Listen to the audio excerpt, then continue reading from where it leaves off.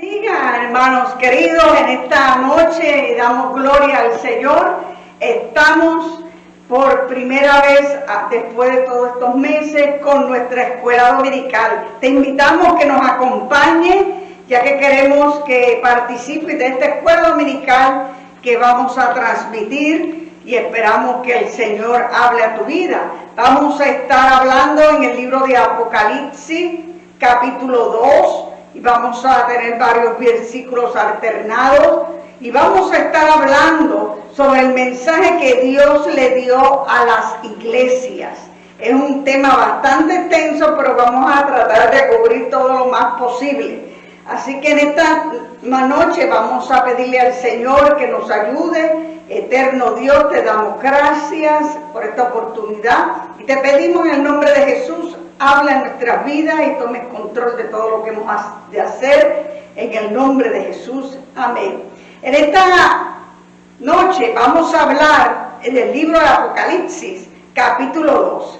Te invito a que busques la palabra del Señor y tengas también una oportunidad de tomar nota de lo que vamos a estar enseñando en esta hora. Vamos a hablar sobre los mensajes de Cristo a las iglesias. Y yo creo que este es un tema muy importante para la iglesia de hoy, para la iglesia que estamos viviendo en este mundo, en este tiempo que yo lo considero los tiempos finales. Estamos ya en esas etapas. Ahora, vamos a ver en esta hora que la palabra del Señor dice en Apocalipsis, y voy a ir leyendo por parte para entonces continuar explicando los versículos. Dice la palabra de Dios, en el nombre del Padre, del Hijo y del Espíritu Santo. Amén. Escribe al ángel de la iglesia en Éfeso, el que tiene las 7 estrellas en su diestra, el que anda en medio de los 7 candeleros de oro. Dice esto: pero tengo contra ti que has dejado tu primer amor. Recuerda, por tanto, de dónde has caído y arrepiéntete y haz las primeras obras. Pues si no, vendré pronto a ti y quitaré tu candelero de su lugar, si no te hubieres arrepentido. Pero tienes esto, que aborreces las obras de los nicolaitas, las cuales yo también aborrezco. El que tiene oído oiga lo que el Espíritu dice a las iglesias. Al que venciere, le daré de comer del árbol de la vida, el cual está en medio del paraíso de Dios. Vamos a tratar de explicar un poco sobre eso, pero déjame darte una introducción. Que estas son las cartas enviadas a las 7 iglesias de Asia Menor. Y este mensaje fue dirigido a los líderes de la iglesia. Toda esta región sería lo que es parte hoy, lo que es hoy en día Turquía. Eso es todo ese territorio iba arropando. Y luego, como más adelante, todo lo que va a continuar pasando en las etapas finales va a ser donde se va a convertir el mismo trono del mismo Satanás. Ahora, las cartas que vamos a ver en esta noche comienzan con elogios, pasan a la reprensión y terminan en una promesa, con variaciones ocasionales. Quiero que tengan esto en mente. Las cartas comienzan con elogio, por eso vas a ver esa dinámica que va transmitiendo el Señor Jesús a través de su mensaje a las iglesias. Pasan a una reprensión y también pasan a una promesa. Las cartas deben ser interpretadas de esta forma. Esta es la forma en que los teólogos lo miran, desde el punto de vista histórico, pastoral y práctico, y con una aplicación rápida. Mire qué sencillo. Las cartas deben ser interpretadas desde el punto de vista histórico, pastoral y práctico. Porque acuérdense, el Señor le está hablando al líder principal de esa iglesia, al ángel de la iglesia, al pastor, bendito sea el Señor. Ahora vemos los elementos de juicio para determinar cuál es su situación espiritual ante el Señor, y con un valor permanente para la experiencia personal, al exhortar al individuo a ser un vencedor. Porque la idea del mensaje no era nada más el llamarle la atención a esa iglesia, como le dije ahorita, sino que también el Señor quería sacar de ese error al que estuviera en el error, para que esa persona pudiera, esa iglesia, prosperar, porque todas estas cosas se iban avecinando y se iban infiltrando dentro de las congregaciones, dentro de la iglesia, y ese es el mensaje que hoy día el Señor nos está dando a cada uno de nosotros. Ahora, cada una de las iglesias habría circulado entre las iglesias, de modo que los miembros de todas las iglesias posiblemente leyeran cada mensaje, la oportunidad de poderlo leer. Fíjate cómo Dios nos lo da a través de la Biblia, la Sagrada Escritura, que ya está encuadernada, está sometida, y vemos que esta palabra, ya entramos en el Apocalipsis y vemos el orden, aunque en cierta manera no necesariamente es cronológico, pero sabemos entonces entrar y estudiar y ver los acontecimientos que han de pasar. Ahora, los creyentes, hay una palabra clave que nosotros vamos a ver a través del libro del Apocalipsis, y es la palabra que resalta cuando te dice una advertencia de escuchar lo que el Espíritu dice a las iglesias. Fíjate, el Señor nos manda a escuchar, porque a veces vamos muy deprisa y no logramos escuchar esa voz del Señor a nuestra vida, para que nosotros podamos seguir y continuar haciendo lo que Dios nos ha llamado a hacer. Ahora, los creyentes deben de prestar esa atención y aplicar cualquier cosa que sea pertinente a su vida. Por eso que en la segunda carta a Timoteo, en el capítulo 3, cuando Pablo le habla a Timoteo, versículos 16 al 17, hay una nota muy interesante cuando habla sobre referente a la Escritura, porque este mensaje ha sido inspirado por el Espíritu Santo. Segunda de Timoteo 3, 16 y 17 dice: toda la Escritura es inspirada por Dios y útil para enseñar, para redarguir, para corregir, para instruir en justicia, a fin de que el hombre de Dios sea perfecto. En eso incluimos mujer, enteramente preparado para toda buena obra. Era el consejo de Timoteo, como pastor joven, lo que tenía que afrontar, lo que tenía que hacer. Le estaba recordando que es la palabra de Dios la que iba a hacer el trabajo y tocar los corazones, porque esa palabra en nuestra vida va a tocar lo más profundo para producir el cambio que nosotros necesitamos hacer para continuar adelante como hijos de Dios que somos. Ahora, por eso es importante, como le dijo Pablo a Timoteo, que nosotros apliquemos esta escritura en nuestra vida, porque es la inspiración de Dios a nuestra vida y va a servir para hacer varias cosas, porque esa palabra en otra ocasión dice que es más penetrante que espada de dos filos y que llega hasta los tuétanos, hasta el mismo hueso, parte el hueso, atraviesa ese hueso, llega a la profundidad del corazón del hombre para llegar a obtener lo que de nosotros puede producir un buen creyente en el Señor. Pero vamos a empezar con Éfeso, que el tema principal que escuchamos ahí es volver el primer amor.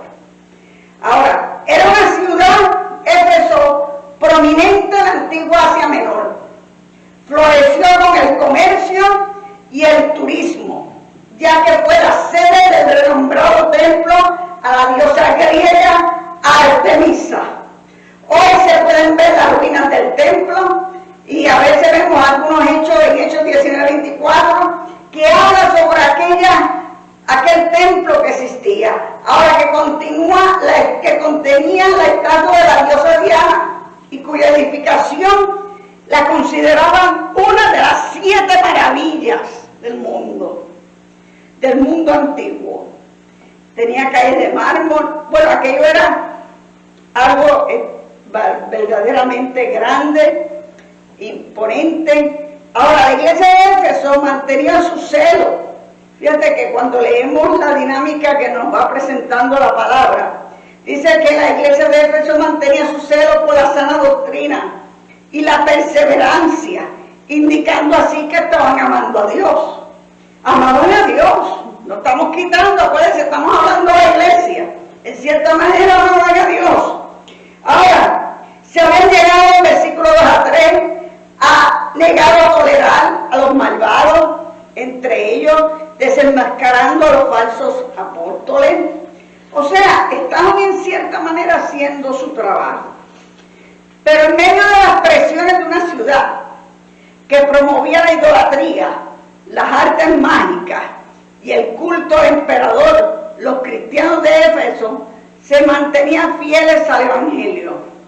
Todo lo que había allí, y se lucidaba allá, y se veía todo ese esplendor de una idolatría, de una presión griega alrededor de todo ello, ellos estaban manteniendo bastante bien todo, controlando todo. Ahora, vemos la reprensión en Apocalipsis 2:4 al 6. La intensidad del amor, en cierta manera, comenzó a disminuir. Y a veces, fíjate que bien claro dice, mantenía la doctrina, practicaba el orden, pero ya no tenían una comunión íntima y amorosa con Dios que una vez disfrutaron. A veces nos afanamos a hacer mucho trabajo, pero ya la pasión de la misma manera, se siguen órdenes, se siguen reglas, pero no hay una comunión y una pasión y una devoción de lo que estamos realzando en el Señor. Y fíjate, hay personas que hacen cosas buenas, no por el espíritu, como le dije ahorita, sino por la carne, porque tengo la responsabilidad de hacer aquello, o hacer esto, o me toca hacer esto, me toca hacer lo otro, porque me lo mandó el pastor a hacer, me lo mandó a hacer el líder, me mandó a hacer. Y en muchas ocasiones tú no ves el corazón en lo que la persona va desarrollando. Y eso es muy importante. ¿Qué pasión nosotros tenemos para las cosas del Señor? ¿Hasta dónde nosotros podemos perder a veces la verdadera motivación que Dios te llamó a ti para hacer lo que estás haciendo? El amor se había degenerado. Y entonces, ¿sabes lo que pasa? Que cuando el amor empieza y la pasión a degenerar, se convierte en rutina. Se convierte en algo que automático. Ya no hay ese vibrar interior, como te dije ahorita, de pasión. Y por eso era importante que entonces le llamara la atención. Si lo estabas haciendo bien, pero eso ya marcaba de una manera especial la vida de la persona, del individuo. Y es lo que Dios nos está llamando en esta noche. Despertemos. Ya no hagamos las cosas simplemente por una orden. ¿Qué es lo que te está motivando a hacer lo que tú haces? Ahora, unas palabras clave. Recuerda, arrepiéntate, porque quitaré. Y esto es algo bastante serio. Necesitaban cambiar y recordar su condición anterior, así como arrepentirse de la negligencia que los llevó a dejar el primer amor. Pero todo tiene, mire, fíjense, Dios siempre da la cura, da el remedio de todas las situaciones. Por eso en Apocalipsis 2:7 le dice, ahora, si tú cambias, hay una promesa a los vencedores. Le dice, yo te voy a dar de comer del árbol de la vida, el cual está en medio del paraíso de Dios. Cuando hablamos del paraíso, que la palabra persa se usaba para designar el jardín celestial, Lucas 23:43. El simbolismo sugiere la perfecta fraternidad que disfrutaban Dios y la humanidad en el Edén antes de la caída. Si tú obedeces y la promesa de Dios que te va a permitir comer de ese árbol de la vida, ¿te acuerdas que en el huerto del Edén, qué pasó? Perdimos eso. El Señor nos sacó del huerto. Fuimos sacados que no pudiéramos Y él, por haber pecado, no teníamos ese privilegio de acercarnos a comer de ese árbol.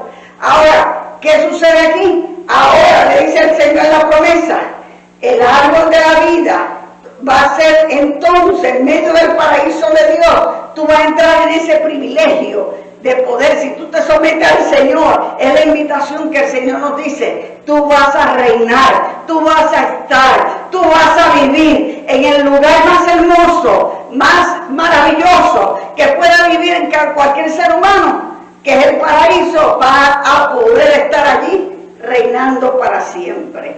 La misma promesa para todos los vencedores que permanecen fieles al Salvador. Así que fíjate cómo le dicen una forma militar, terminología militar. Sugiere un combate. Tú vas a vencer. Cuando hablamos de vencer, hablamos como de guerra, continua guerra. Pues entonces, dentro de esa guerra espiritual que lo vemos en el libro de Efesios, que nos tenemos que armar de toda la armadura de Dios para combatir que tantas huestes, tantos demonios, tantas malicias en los aires, miles y miles de legiones, pero Dios nos reviste, porque nos revestimos de fe y de la palabra para poder vencer todos los obstáculos del maligno. Ahora mira la iglesia de Esmirna. Dice que escribe el ángel a la iglesia en Esmirna, el primero y el postero, que estuvo muerto y vivió, dijo esto: no temas en nada, que vas a padecer. Aquí el diablo echará alguno de vosotros en la cárcel para que seas probado. Es una ciudad costera. Esto se construyó en una colina con templos y otros edificios importantes llamados la Corona de Esmirna. La ciudad fue destruida. 300 años pasaron antes de volverla a reconstruir. La cosa fue seria. Cuando se destruyó, se destruyó. Pero en Esmirna y Filadelfia, en las iglesias que el Señor le habló, son las únicas iglesias que el Señor tuvo el odio y no reprendió. Qué lindo el Señor, ¿verdad? Que Dios nos da esa oportunidad. Ahora, el Señor reconoció la pobreza y la tribulación. Apocalipsis 2:9. La fidelidad a Jesús, su negatividad, participar en actividades idólatras. Si nosotros vemos dentro de todo esto, como creyentes, tenemos presión de afuera hacia nosotros. ¿Cómo nosotros nos vamos a comportar en medio de toda esa presión que estamos recibiendo del enemigo y de todos aquellos que están a nuestro lado? Recordemos que el mundo pagano, la religión, la política y el comercio estaban ligados. Estaban ligados todos. O sea, en cierta manera, toda la política, el comercio, iban a hacer presión sobre lo que fuera la religión, sobre lo que fueran los verdaderos creyentes. Y la negatividad de participar en las actividades idólatras iban a afectar el bienestar económico de esas personas. Por eso él le dice: vas a pasar pobreza, porque entonces el gobierno no iba a facilitarte nada, porque tú eras un hereje, era algo en contra de lo que ellos estaban, ¿verdad?, profesando, y le iban a hacer la vida difícil a ellos. Ahora los cristianos enfrentarán una época de persecución, y eso es algo que nosotros continuamente, aunque no lo vemos en América, sabemos que en otros países hay personas que mueren por la causa del Señor, mueren, ¿verdad?, por servirle al Señor, queman iglesias, ponen en cárceles. Veía en un documental una familia de unas muchachas, sus papás ya llevaban como 2 años presos por la predicación del Evangelio. Ellas estaban solitas, pero el Señor, yo sé que las sostenía. Ahora, la única, dice que estos cristianos habían sido, ¿verdad?, no habían, hay una reprensión, en el versículo 14 al 16 dice, el 2 dice, el elogio, perdón, es esta iglesia por mantenerse fiel en todo momento. Así que vamos a continuar con la iglesia de Pérgamo. Sirvió, dice que en la iglesia de Pérgamo, en el Evangelio, en el libro de Apocalipsis capítulo 2, vamos a ver ¿Qué le dijo entonces a Pérgamo? 12 al 13. Escribe el ángel de la iglesia de Pérgamo, el que tiene la espada aguda de 2 filos, dice esto: por tanto, arrepiéntete, pues si no, vendré a ti pronto y pelearé contra ellos con la espada de mi boca. El que tiene oído, oiga lo que el Espíritu dice a la iglesia. Sirvió en un tiempo como la capital de la provincia de Asia. El Señor habla de una espada aguda de 2 filos que procedía de su boca. El elogio era que la iglesia, por mantenerse fiel a la verdad en presencia de los poderes demoníacos, se mantenía. Los cristianos sabían que servir al Señor pudiera cortarle la vida. No estaban ajenos que estaban en tremenda persecución. Ahora, la reprensión que hubo fue que los cristianos no habían sido cuidadosos con la doctrina. Se habían descuidado. Por eso le hace referencia a la historia de Balaam, que se encuentra en el libro de Números 25, del 1 al 5. Este fue motivado por la codicia, llevó a los israelitas a comprometer su santidad. Y también los nicolaitas, que llevaron al pueblo a pecar idolatría y a la inmoralidad sexual. ¡Wow! ¿Cómo podemos a veces ser influenciados por otras personas?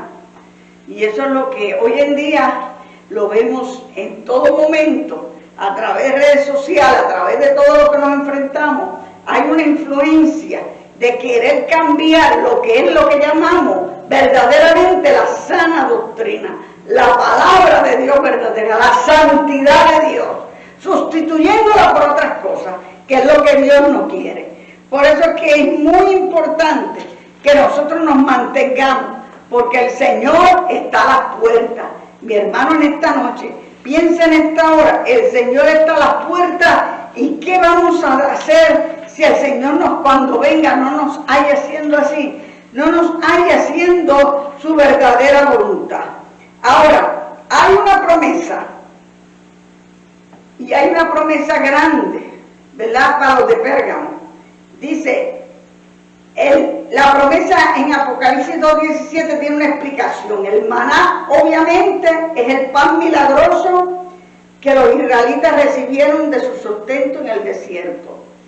Parece que por maná escondido, Jesús hace referencia a sí mismo como el pan del cielo.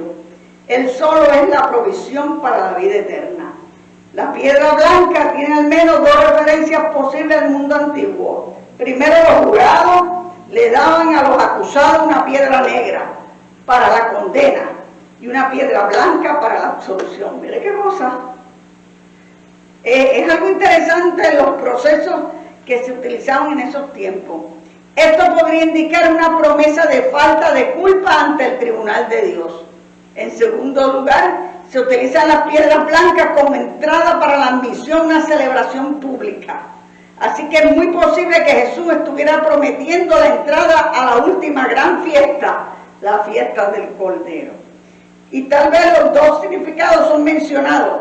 Y los fieles a Cristo son juzgados y hallados sin culpa por Dios, y se les da la entrada a la eternidad con Él. Qué lindo el Señor, qué lindas son las promesas del Señor. Siempre viene nuestro regaño, y gracias al Señor por su palabra. No somos perfectos, cometemos errores a diario, y por eso nosotros tenemos que reconocer en qué estoy fallando. Que sirva tal vez este espejo de las enseñanzas de la iglesia, sirva como espejo para analizar mi vida en lo más profundo de mi corazón. ¿Hasta dónde yo puedo llegar? ¿Hasta dónde yo estoy delante de ti, Señor? ¿Cómo yo estoy ante tu presencia, sabiendo que tú, Señor, mereces todo lo mejor de parte de mi vida, por darte lo mejor de mí? Pero que a veces nos descuidamos por una cosa o la otra, nos mismos en lo que hacemos en el diario vivir. Nos descuidamos y entonces pasamos como pasó a la primera iglesia, olvidamos el primer amor.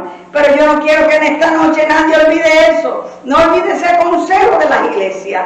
La iglesia de Tiatira, que incrementa las buenas obras. Es una ciudad más pequeña, pero rica y conocida por un proceso especial de teñido de telas. Hechos capítulo 14. Ahora, un elogio. Jesús le recalcó las obras de esta iglesia.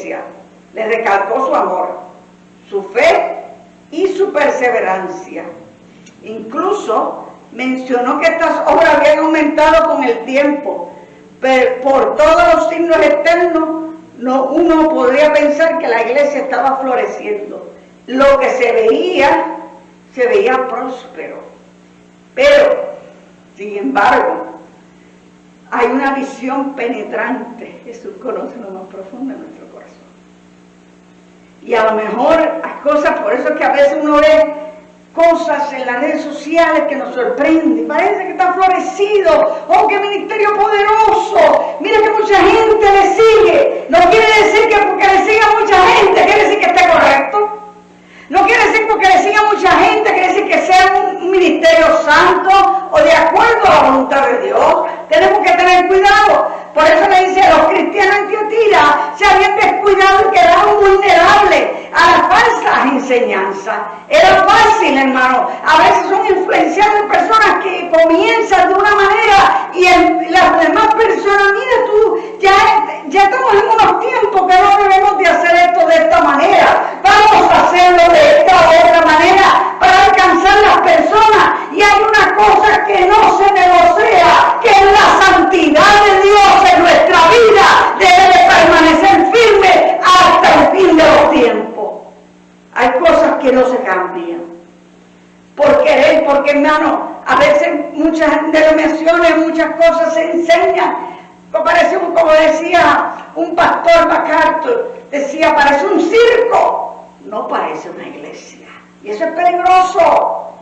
Porque la palabra no necesita que nadie lo ayude. La palabra trabaja por sí misma. La palabra va a tocar el corazón del ser humano cuando es predicada con toda la sinceridad del corazón para llevar su palabra hasta lo más profundo y no tornar atrás vacía. No necesita ayuda ni muletilla. Una falsa profetisa llamada Jezabel había inducido a algunos a mezclar la fe cristiana con idolatría y la inmoralidad. Ahora, fíjate, habla del hijo con pies de bronce bruñido, herida de muerte a los seguidores de Jezabel. Es difícil determinar si la muerte se debe entender como física o espiritual. En cualquier caso, Jesús pondrá fin a todo lo inmoral, porque hermano, la justicia de Dios va a prevalecer. No importa que el enemigo imite, no importa que trate al enemigo que parece vencedor, no va a ser el vencedor va a ser Jesús. Jesucristo va a ser el vencedor en nuestra vida y va a ser el vencedor en la iglesia, siempre y cuando nos mantengamos en lo que el Señor está diciendo.